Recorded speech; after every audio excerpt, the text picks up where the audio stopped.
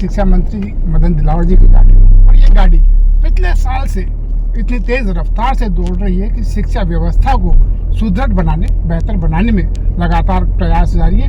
और कह सकता हूँ इस 1.5 साल में मुख्यमंत्री बजरंग लाल शर्मा और शिक्षा मंत्री मदन दिलावर दोनों के प्रयास कहते इतने बेहतर साबित हो रहे हैं कि अब शिक्षा व्यवस्था में बदलाव है, परीक्षा परिणाम बेहतर होते जा रहे हैं। 90% से ऊपर जो रिजल्ट अब जाने लगे हैं, कहीं न कहीं उन बदलाव का ही प्रयास है। मंत्री जी से बात करेंगे। दिलावर साहब, बहुत बहुत स्वागत है आपका। धन्यवाद जी।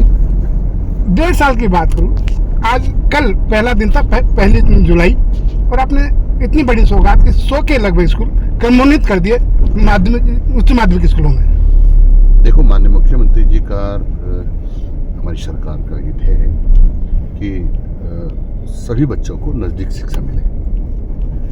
तो जहाँ ऐसा लगता है कि बच्चों की संख्या पर्याप्त हो सकती है और स्कूल नहीं होने से उनको दूर पढ़ने जाना पड़ता है, उनके नज़दीकी विद्यालयों को क्रमोन्नत कर दिया है, तो वहीं पढ़ेंगे। आपने अतिरिक्त संकाय भी यहाँ पे खोले हैं? अतिरिक्त संकाय भी इसलिए खोला है क्योंकि साइंस भी पढ़ना चाहते हैं। तो जहाँ साइंस नहीं है उसके तो हमने कुछ स्कूलों के बीच में एक साइंस का स्कूल भी खोल दिया है, यानी साइंस से विषय वहाँ खोल दिया है।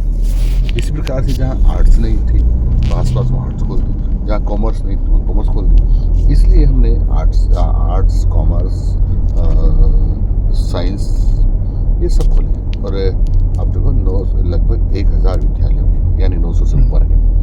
उसमें जो अंग्रेजी माध्यम के स्कूल थे महात्मा गांधी, उनमें भी हमने साइंस खोल दी। सब में विज्ञान का जमाना है, आप भी चाहते हैं कि बच्चे तरीके करें।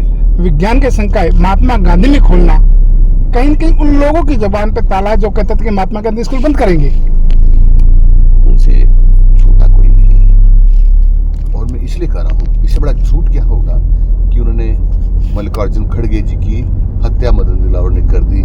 ये FIR दर्ज है संजय सर्कल थाने में। और मल्लिकार्जुन खड़गे जी अभी जिंदा हैं, भगवान की कृपा से 200 साल जिए, मेरी शुभकामनाएं हैं। लेकिन ऐसी ओछी हरकतें जो कांग्रेसी कर सकते हैं, तो उनकी किसी बात पर विश्वास नहीं करना चाहिए। आमतौर पर शिक्षक की मांग होती है तबादला या DPC। इतनी DPC आपने 1.5 साल में कर दी जो पिछली सरकार 5 साल में नहीं कर पाई।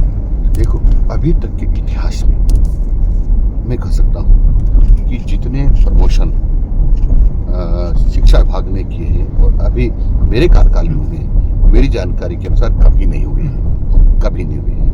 कांग्रेस ने तो 5 साल तक शिक्षकों की सुध ही नहीं। वो बेचारे हल्ला करते रहे, मांग करते रहे, निवेदन करते रहे, पर उनकी सुनी नहीं। माननीय भजन लाल जी शर्मा के नेतृत्व में जब मैंने शिक्षा विभाग संभाला तो मैंने अधिकारियों को निर्देश दिए कि तुरंत DPC प्रारंभ करिए। और इसका परिणाम ये हुआ कि हम 35,000 के ऊपर प्रमोशन कर चुके हैं और लगभग 3rd ग्रेड के भी हम 21,000 के आसपास बहुत जल्दी ही प्रमोशन करने वाले हैं। शायद इसी महीने में होने वाले हैं, अगर कोर्ट से मामला सुलझ गया तो। हाँ, माननीय न्यायालय में हम निवेदन कर रहे हैं कि निर्णय के अधीन हमको अनुमति दे दें, तो हम शीघ्र करने वाले हैं। अभी व्याख्याता भर्ती परीक्षा हुई, उसमें पदों की बढ़ोतरी की बात हुई कि 1.5 गुना पद कर देंगे।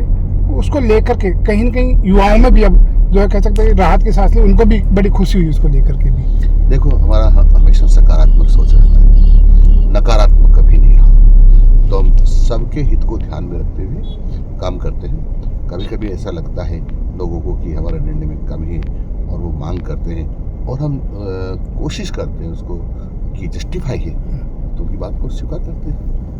रीट परीक्षा, जिसका नाम चीट परीक्षा भी कर दिया गया था, आपने अच्छे से करवाई। अब शिक्षक भर्ती परीक्षा होने वाली है। 10,000 पदों की 2 घोषणा हो चुकी है, हो सकता है पद और बढ़ोतरी हो जाए उसमें। देखो, कांग्रेस के राज में जितने भी परीक्षाएं हुई उसमें चीटिंग होती रही अभ्यर्थियों के साथ। पेपर आउट होते रहे, कांग्रेसी पेपर बेचते रहे, नोट उड़ाते रहे। लेकिन आपने देखा होगा रीट परीक्षा, जिसको कांग्रेस के ज़माने में लोग चीट परीक्षा भी बोल देते थे, अभी हवा भी नहीं लगी, कहीं से कोई नकारात्मक समाचार नहीं। उन्हीं लोगों को पता चला जिन्होंने परीक्षा दी है या उनके परिवारजन थे या जो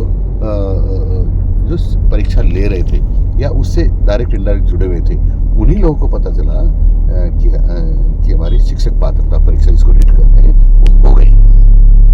पदों में बढ़ोतरी कहीं हो सकती है उसको लेकर के?